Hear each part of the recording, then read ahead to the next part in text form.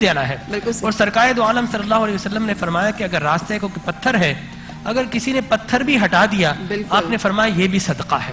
اگر کسی نے کوئی درخت لگا دیا آپ نے کہا یہ بھی صدقہ ہے. اور اسلام کی ایک بنیادی تعلیم ہے جس کو ہم بولتے ہیں سلام.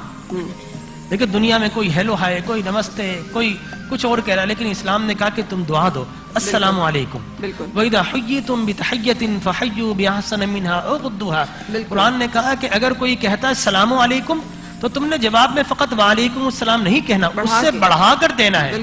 تو سرکار نے فرمایا جس نے کہا السلام علیکم 10 نے کیا، ورحمت اللہ 10 نے کیا. درست کیجئے گا اگر میں غلط ہوں کہ صحابہ کرام کو منع فرمایا کہ آپ راستے میں باہر بازار میں نکل کے نہ بیٹھا کریں، تو انہوں نے کہا گھر ہمارے اس طرح کہ ہم تو اکٹھے باہر نکل کر ہی بیٹھتے ہیں. تو پھر یہ حکم دیا گیا کہ نگاہیں نیچی رکھیں، راستے سے گزرنے والے لوگ پریشان نہ ہوں، ان کو پریشانی نہ ہو.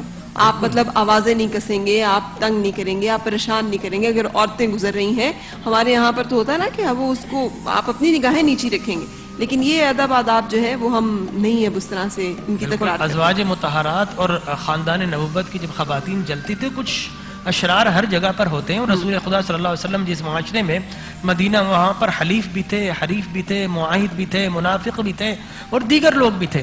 تو وہ ان کو دیکھ کر اور جملے کستے تھے جس پہ قرآن نے باقاعدہ پھر احکامات ہوا، یا ایھا النبی قل لازواجک و بناتک و نساء یدنین علیہن من جلابیبہن، کہ تم اپنی اوڑیاں اوڑھ لیا کرو تاکہ ممتاز ہو جاؤ، پتہ چل جائے کہ یہ خاندان نبوت کی خواتین ہیں.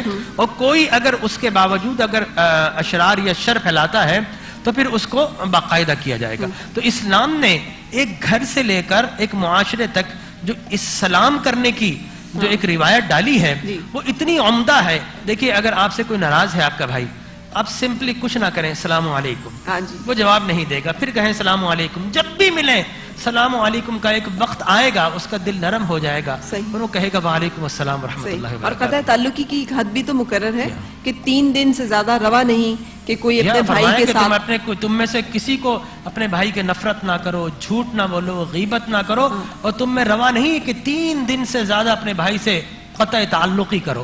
تو اسلام نے جو ایک معاشرہ دیا ہے نا، جو اخوت کا ہے، جو محبت کا ہے، جو ہمدردی کا ہے، یقین جانیے کہ ہم اگر اس معاشرے کو اپنا لینا تو ہم میں سے کوئی فتنہ و فساد نہیں ہوگا، ہم ان سے اچھی سوسائٹی بن جائیں گے. اور بنے تھے جب تک اسلام کو ہم نے فالو کیا. لیکن رسول خدا صلی اللہ علیہ وسلم کی بارگاہ میں عالم یہ کہ سرکار یہاں پر ہے، صدیق اکبر بائیں جانب اور ایک بدو، ایک عام دیہاتی رسول خدا صلی اللہ علیہ وسلم کے برابر میں بیٹھا ہے. آپ حاکم ہیں، آپ حکومت وقت کے سربراہ ہیں. آج کوئی ہو سکتا نہیں ہو سکتا. حضرت عمر بن خطاب سامنے ہیں، ایک دودھ کا پیالہ لایا گیا اور حضور صلی اللہ علیہ وسلم کی خدمت پیش کیا گیا. آپ کی عادت کریمہ تھی کہ آپ جب بھی کسی چیز کو تقسیم کرتے تو دائیں جانب سے. حضرت عمر بن خطاب کھڑے ہوئے ہیں اور انہوں نے دیکھا کہ ایک عام بدو اور دیہاتی کو سرکار دائیں جانب بیٹھا ہے، اس کے پیالہ چلا جائے گا، شرف ابو بکر پر فوقیت رہ جائے گا. تو حضرت عمر کھڑے ہو گئے، یا رسول اللہ دیکھیے آپ کے بائیں جانب ہیں ابو بکر. تو حضور نے فرمایا الایمنون الایمنون الایمنون، جب بھی کسی کام کا آغاز کرو تو دائیں جانب سے اس کا آغاز کرو.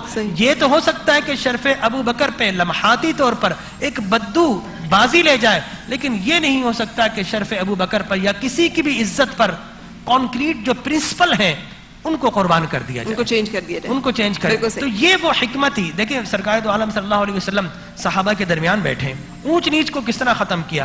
ایک شخص آیا کہ یا رسول اللہ مختلف وفود آتے ہیں، آپ کے لیے کوئی اچھا سا چبوترا، کوئی تخت بنا دیا جائے یا آپ کو کوئی قیمتی پوشاک پہنا دی جائے. رسول خدا صلی اللہ علیہ وسلم نے فرمایا کہ یہی ڈسکریمنیشن تو ختم کرنے کے لیے میں آیا ہوں. بعثت لأتمم مکارم الاخلاق، یہ ادھورے اخلاق ہے.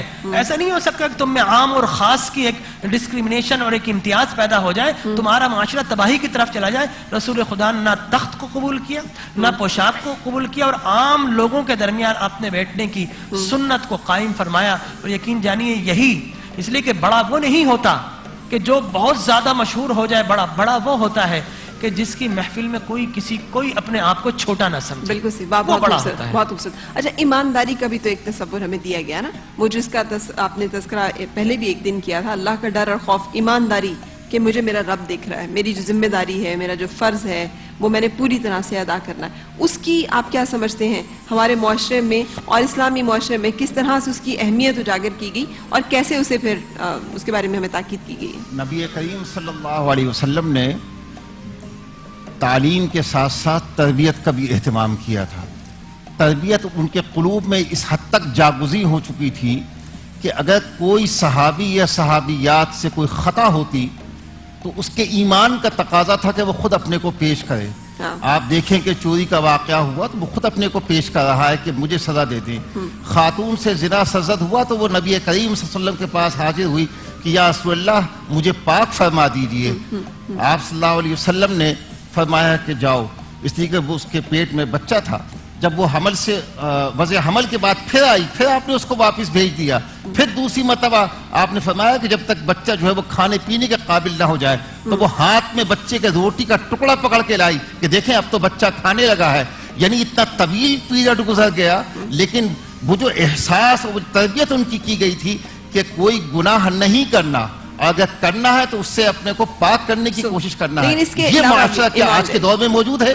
میں کہتا ہوں کہ مغرب کے اندر بھی کوئی ایسی مثال موجود نہیں جہاں کوئی شخص خود اپنے کو پیش اس لیے کاٹنی پڑتی ہے کیونکہ ہمیں بریک بڑے مخصوص وقت پہ لینی ہوتی ہے. تو جب میں قطع کلامی کی معافی چاہوں آپ سے تو اس وقت ذرا پلیز روک کے تو مجھے بریک کی اجازت دے دیجیے. سو بریک کے لیے ہم رک رہے ہیں اور اس کے بعد پھر آپ سے ملاقات.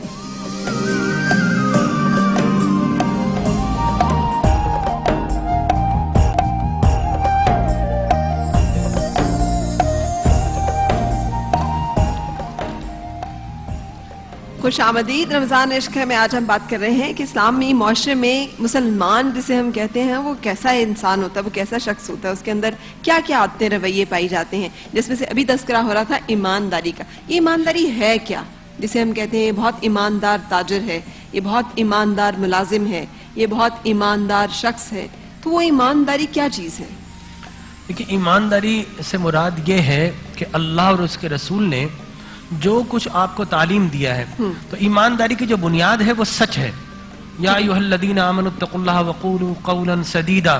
اللہ فرماتا ہے کہ اے مسلمانوں جب بھی بات کرو سچی اور سیدھی بات کرو. اس کا فائدہ کیا ہو؟ یصلح لکم اعمالکم، اللہ تمہارے سارے اعمال اچھا کر دے گا. ویغفر لکم، اور تمہاری بخشش و مغفرت کر دے گا. لہذا سچ کی ابتدا ہے. اور میں آپ سے بتاؤں کہ ہم نبی کو مانتے ہیں، نبی کی باتوں کو بھی مانیں. ایک تاجر ہے، بارش ہو جاتی ہے، اب اپنا سامان اس نے دو جگہ پر رکھ دیا، ایک ادھر اور ایک ادھر. اب لوگ آ رہے خریدنے کے لیے، وہ کہتا ہے کہ نہیں اس کے جو ریٹ ہیں وہ ذرا کم ہے، اس کے جو مارکیٹ کے ریٹ ہیں وہی ہیں. تو لوگوں نے پوچھا کہ کیا وجہ ہے، مال تو دونوں ایک ہیں. کہا جب بارش ہو رہی تھی تو یہ اتنا مال بھیگ گیا تھا، اب میں تولوں گا تو اس سے ظاہر ہے کہ تھوڑا نسبتاً زیادہ یہ تلے گا، تو لہذا میں نے پیسے کم کر دیے ہیں. نتیجہ کیا نکلا کہ سارا مال آنن فانن ان کا فروخت ہو گیا سچائی کی وجہ سے. اور ذات کون تھی؟ ذات پاک محمد مصطفیٰ صلی اللہ علیہ وسلم. تو حضور اکرم صلی اللہ علیہ وسلم نے بتایا کہ اگر تم سچ بول کر، نقائص بتا کر چیزوں میں اگر تم بیچو گے تو تمہاری شہرت، تمہارا ریپوٹیشن بن جائے گا. اور جب ریپوٹیشن بن جائے گا تو پھر تمہاری دکان پر قطاریں لگ جائیں گی. یہاں پر وہ واقعہ بھی تو ہے نا کہ آپ صلی اللہ علیہ وسلم بازار سے گزر رہے تھے تو گندم کا ایک ڈھیر دیکھا، ہاتھ ڈالا تو گیلی تھی اندر سے. تو پوچھا کہ گیلی کیوں ہے؟ تو انہوں نے کہا جی گیلی ہو گئی تھی تو میں نے اس کو نیچے کر دیا. تو کہا اوپر کیوں نہیں کیا؟ اور پھر دھوکہ دینے والوں کے بارے میں بتایا کہ دھوکہ دینے کے بارے میں آپ صلی اللہ علیہ وسلم نے سختی سے روکا. اور بے ایمانی، یہ دھوکہ اور بے ایمانی دونوں ایک ہی چیز کے دو نام ہے نا. جی تو علامہ صاحب آپ کچھ اس بارے میں مزید وضاحت کرنا چاہیں؟ جیسے چلیں راست گوئی، سچ بولنا بھی تو ہمیں کہا گیا نا کہ سچ بولو، جھوٹ نہیں بولنا. جھوٹ تو بنیادی طور پر جھوٹ جو ہے وہ اس کے لیے تو یہ کہا گیا کہ یہ تمام برائیوں کی جڑ ہے. اور انسان وقتی نفع حاصل کرنے کے لیے، وقتی فائدہ حاصل کرنے کے لیے جھوٹ بول لیتا ہے، لیکن اس کے جو اثرات ہیں وہ بہت زیادہ خراب ہوتے ہیں کہ انسان کی شخصیت خراب ہوتی ہے اور اس کا اعتبار چلا جاتا ہے. پھر کبھی اگر وہ سچ بھی بول رہا ہو تو آدمی یہی سوچتا ہے کہ یہ جھوٹ بول رہا ہے. تو ڈاکٹر صاحب کوئی سچ اور عہد کو قائم رکھنے کے حوالے سے آپ صلی اللہ علیہ وسلم کی زندگی سے کوئی واقعہ ہمیں پتہ چلتا ہے جہاں پہ آپ رسول خدا صلی اللہ علیہ وسلم نے تو پوری زندگی عہد و پیما پر گزاری. ایک خاتون تھی، آپ نے بڑا مشہور واقعہ، خاتون تھی، انہوں نے کہا کہ یا رسول اللہ میں میرا کام کر دیے. سرکار 3 دن تک اس کا انتظار کرتے رہے اسی جگہ پر. لہذا رسول خدا صلی اللہ علیہ وسلم قرآن نے کہا وَأَوْفُوا بِعَهْدِ اللَّهِ إِذَا عَاهَدتُّمْ، کہ اللہ کے بندے وہ ہیں کہ جو اپنے عہد پر قائم رہتے ہیں، اور جو عہد پر قائم نہ رہے. وہ منافق کی جو 3 نشانیاں بتائی اس میں یہی ہے کہ وہ جب بات کرتا ہے تو جھوٹ بولتا ہے، جب امانت رکھوائی جائے تو اس میں خیانت کرتا ہے. ٹھیک ہے نا. تو یہ تیسری بھی بڑی امپورٹنٹ ہے، گالی گلوچ کرتا ہے, اگر جھگڑے کی نوبت آ جائے تو گالی گلوچ کرتا ہے. تو ہمیں یہ بھی تو بتایا گیا کہ اگر ہم گالی گلوچ فسق کا درجہ ہے اس کا. سباب المسلمی فسوق وقتالہ کفر, فرمایا مسلمان کو گالی دینا یہ فسق ہے, یہ دینے والا فاجر ہے, اور مسلمان کو قتل کرنا کفر ہے. یہ سرکار دو عالم صلی اللہ علیہ وسلم کی تعلیمات ہیں. لیکن آپ دیکھیے ہم گفتگو کرنے میں اگر کسی سے لڑ بھی نہ رہے ہوں تو ہمارے معاشرے میں اتنی سلینگ لینگویج یوز ہوتی ہے, ہم ایک دوسرے کو گالیاں دے رہے ہوتے ہیں. قرآن نے کہا کہ نام کو نہ بگاڑو, نام کو نہ بگاڑنے کی اہمیت ہے, اور ہم ایک دوسرے کو گالیاں دے رہے ہوتے ہیں. لہٰذا اسلام کی جو تعلیمات ہے, بنیادی تعلیمات, اس میں زبان کا جو کنٹرول ہے نا وہ بڑی اہمیت رکھتی ہے.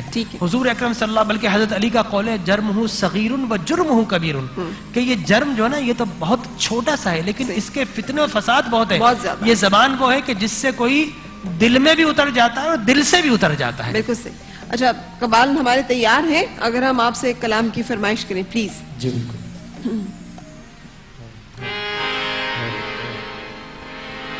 ماشاءاللہ علامہ صاحب موجود ہیں, تمام حضرات نعت رسم مقبول پیش کر رہا ہوں سرکار کی شان میں.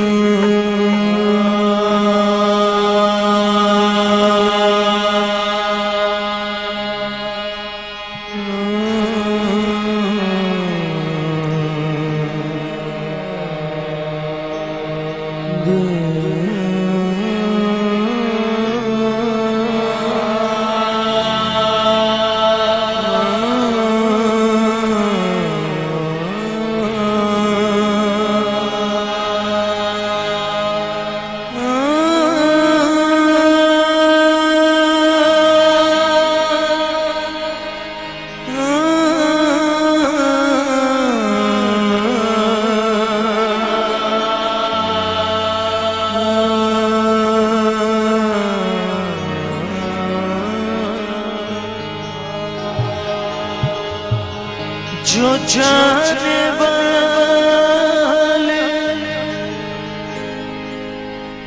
مدینے کے ہیں سنے وہ ذرا, جو جانے والے مدینے کے ہیں سنے وہ